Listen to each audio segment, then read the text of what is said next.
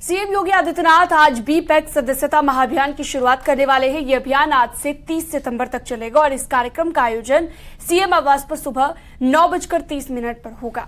वहीं सीएम योगी आज लखनऊ में अटल आवासीय विद्यालय परिचायिका का भी विमोचन करने वाले हैं।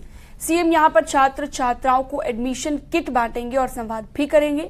लोक भवन सभागार में सुबह 10:30 बजे से कार्यक्रम का आयोजन किया जाएगा और इस मौके पर मंत्री अनिल राजभर और मन्नू कोरी मौजूद रहेंगे। वहीं मंत्री स्वतंत्र देव सिंह, धर्मपाल सिंह और जेपीएस राठौर भी यहां पर मौजूद रहेंगे। इसके बाद सीएम योगी दोपहर बाद गोरखपुर के लिए रवाना हो जाएंगे। सीएम योगी आदित्यनाथ कल यानी कि 2 सितंबर को घोसी उपचुनाव में जनसभा करेंगे।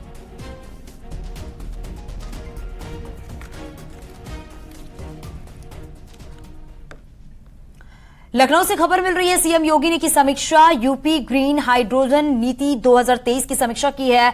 तैयारियों को लेकर सीएम की समीक्षा। यूपी बनेगा ग्रीन हाइड्रोजन निर्माता, सीएम ने कहा है। और नई ग्रीन हाइड्रोजन नीति को लेकर निर्देश, नीति का प्रभावी ड्राफ्ट तैयार करने के निर्देश दिए गए हैं। जीआईएस 2023 को मिले हैं। ग्रीन हाइड्रोजन सेक्टर में बड़े निवेश का प्रस्ताव भी है। वहीं सीएम ने की है यूपी ग्रीन हाइड्रोजन नीति 2023 की तैयारियों की समीक्षा।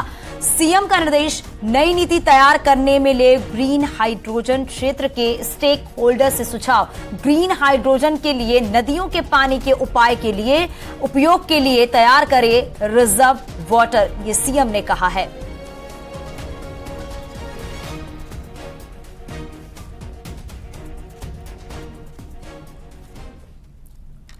मऊ के घोसी विधानसभा उपचुनाव का जैसे जैसे समय नजदीक आता जा रहा है, सियासी दल प्रचार तेज करते दिखाई दे रहे हैं। रणनीति बनाने और बैठकों का दौर भी चल रहा है।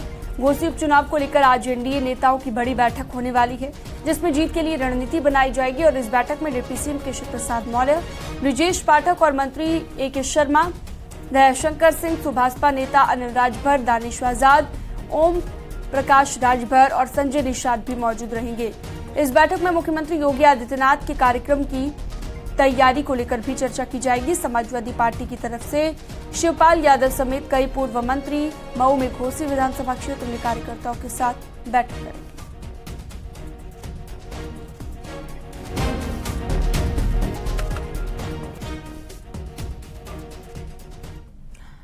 डिप्टी सीएम ब्रिजेश पाठक ने मऊ की घोसी विधानसभा में हो रहे उपचुनाव के लिए प्रचार किया है। दलित और बीएसपी के वोटर्स को साधते हुए डिप्टी सीएम ब्रिजेश पाठक ने बीएसपी की सरकार के दौरान प्रदेश में हुए कामों की सराहना की है। और इस दौरान डिप्टी सीएम ने समाजवादी पार्टी पर तीखा हमला बोलते हुए कहा है कि सपा शुरू से ही बाबा साहेब के निशानों को मिटाने में लगी हुई है, जबकि बीजेपी और बीजेपी सरकारों ने दलित महापुरुषों को शुरू से सम्मान दिया। भारतीय जनता पार्टी गरीब कल्याण योजनाओं के माध्यम से, और आपने देखा कि बड़ी संख्या में दलित समाज के हमारे भाई बहन इकट्ठा हैं। लाखों की संख्या में आकर जिस ढंग से हमारे भाई बहनों ने, एससी एसटी समाज के भाई बहनों ने भारतीय जनता पार्टी की सदस्यता ग्रहण किया, आशीर्वाद दिया है। प्रचंड बहुमत से दारा सिंह चौहान जी, भारतीय जनता पार्टी घोसी में चुनाव जीत रही है। मंत्री जी, अखिलेश यादव ने बीजेपी पे वार कर, मैंने देखा है वो फ्रस्ट्रेशन में है, वो हर जगह चुनाव हार रहे हैं। 2014 से लेकर 22 तक सभी चुनाव हारे हैं और उनको कोई गली घूमने को नहीं मिल रही है और पूरी तरह से फ्रस्ट्रेशन में है समाजवादी पार्टी। और लोकसभा चुनाव को लेकर देश भर में बीजेपी ने कॉल सेंटर स्थापित किए हैं और इस कॉल सेंटर में वर्कशॉप का आयोजन किया गया है, जिसका उद्घाटन गृह मंत्री अमित शाह करेंगे। इस वर्कशॉप का आयोजन दिल्ली में होगा। बीजेपी राष्ट्रीय महामंत्री सुनील बंसल, विनोद तावड़े, केंद्रीय मंत्री भूपेंद्र यादव समेत सभी राज्यों के पार्टी की आईटी सेल के नेता भी मौजूद रहेंगे। वहीं दिल्ली में ही अमित शाह अमृत कलश यात्रा का शुभारंभ भी करेंगे। मेरी माटी मेरा देश अभियान के तहत ही दिल्ली के रंग भवन में शुभारंभ होगा।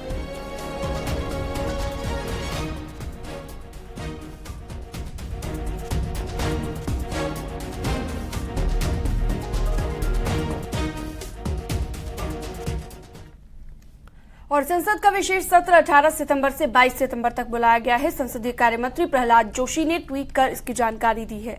मंत्री ने ट्वीट में लिखा कि इस सत्र में कुल 5 बैठकें होंगी। अमृतकाल के दौरान संसद के इस विशेष सत्र में सार्थक चर्चा होने के आसार हैं।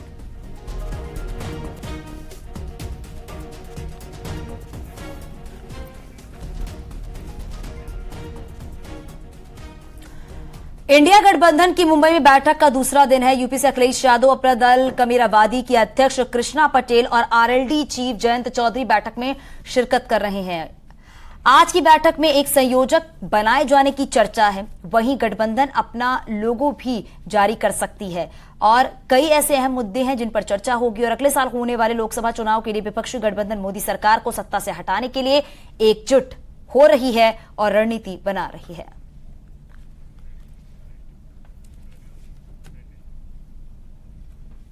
बरेली में साइबर ठगी करने वाले 2 जालसाजों को गिरफ्तार कर लिया गया है। इन जालसाजों की गैंग पर करीब 2 करोड़ रुपए की ठगी करने का आरोप लगा है। अपने फर्जी अकाउंट नंबर और आधार कार्ड, फर्जी पैन कार्ड के जरिए ये गैंग ठगी किया करते थे और अभी तक बरेली पुलिस ने अपनी जांच में पाया है कि करीब 3 महीने में 11 खातों में लाखों रुपए का लेन देन हुआ है। मुख्य जालसाज योगेंद्र, जो कि अपना मूल रूप से थाना सादाबाद कोतवाली जिला हाथरस के हैं, उसने फर्जी रूप से बरेली में अपने डॉक्यूमेंट तैयार किए थे और इसके जरिए ये लेन देन किया करता था। दूसरा आरोपी अभिषेक गंगवार, थाना बरादरी जिला के बरेली, जो कि खाते खुलवाने में मदद किया करता था।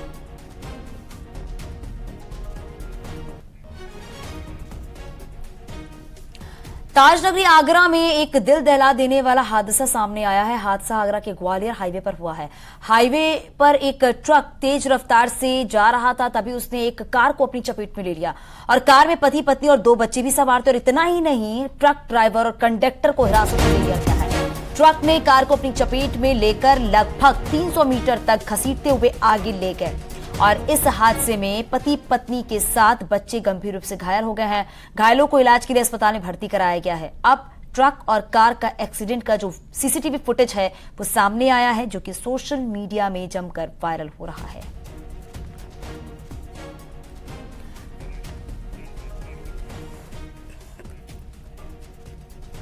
गाजियाबाद में छत पर चढ़कर सुसाइड करने की धमकी दे रही लड़की का सकुशल रेस्क्यू कर लिया गया है। लड़की 4थी मंजिल पर चढ़ गई थी और कूदने की धमकी दे रही थी। मौके पर पुलिस पहुंची। स्थानीय लोगों की मदद से लड़की को समझा बुझाकर छत से नीचे उतारा गया। मामला थाना इंदिरापुरम क्षेत्र का है। लड़की की मां का जुलाई में देहांत हो गया था और वो परेशान थी। पढ़ाई के लिए पिता के डांटने पर गुस्से में छत पर चढ़ गई थी। तत्काल मौके पे इंदिरापुरम पुलिस फोर्स पहुंचती है। स्वयं एसएचओ इंदिरापुरम वहां पे पहुंचते हैं, फायर ब्रिगेड वहां पे पहुंचती है और हम लोगों ने रेस्क्यू के सारे जो नॉर्म्स होते हैं वो अपनाया और लड़की से बातचीत करके लड़की को समझा बुझा के फिर वापस नीचे उतारा। सर, कारण क्या रहा है कि लड़की जो छत पे चढ़ी? देखिए, जैसा कि अभी तक जो हम लोगों ने बच्ची से उस समय बात की, उसके बाद बच्ची उतरने के बाद थोड़ा एग्जॉस्ट होने के कारण बेहोश हो गई है, तो उसको फर्स्ट एड के लिए जो है हॉस्पिटल पहुंचाया गया है। संभल में पुलिस ने गाड़ी चोर गैंग का पर्दाफाश किया है। गैंग के सरगना समेत 3 आरोपियों को गिरफ्तार किया गया। आरोपियों के पास से 10 बाइक, चाकू और तमंचे बरामद हुए हैं।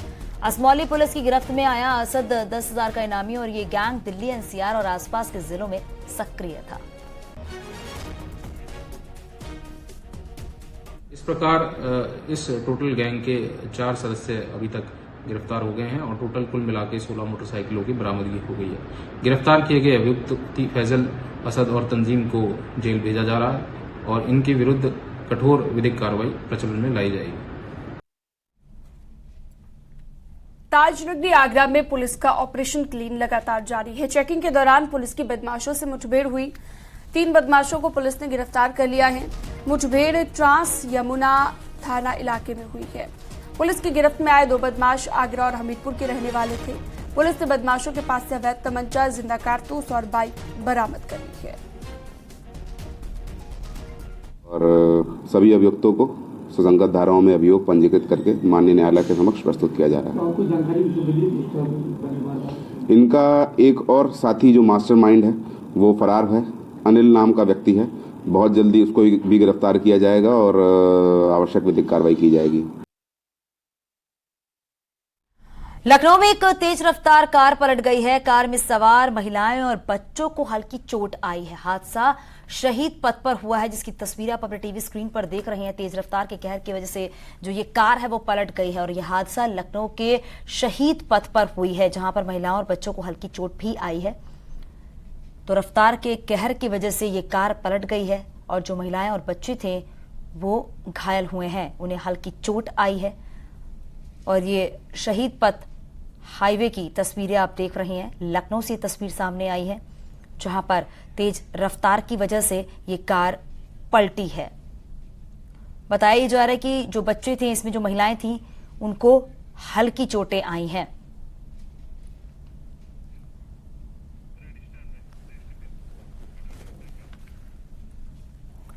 लखनऊ में लड़की पर चाकू से जानलेवा हमला किया गया। यह हमला उस वक्त हुआ जब लड़की ट्यूशन पढ़ाकर घर वापस लौट रही थी। घायल युवती का अस्पताल में इलाज चल रहा है। लड़की के पड़ोसी पर ही हमले का आरोप लगा है। आरोप यह है कि छेड़खानी का विरोध करने पर हमला किया गया है। पुलिस पूरे मामले की जांच में जुटी हुई है।